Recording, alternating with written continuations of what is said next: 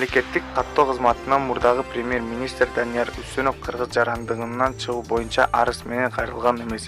Бул тууралуу бүгүн 30-июлда Супер Кечи порталына атталган кызматты басма сөз катчысы Мелис Эржигитов билдирди. Данияр Үсөновдун паспортунун мөөнөтү болжол менен 3 жыл мурун өтүп кеткен. Жаңы паспорт алган эмес, деди Эржигитов.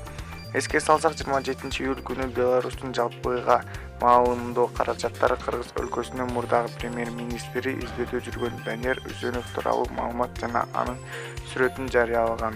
Анын учурда Беларусь улуттук биотехнология корпорациясы жаксын жетекте тургандыгы, Данияр Үсөнов өзүн Даниил Уруцкий деп тааныштыргандыгы интернет колдонуучулар тарабынан кызуу талкууланууда.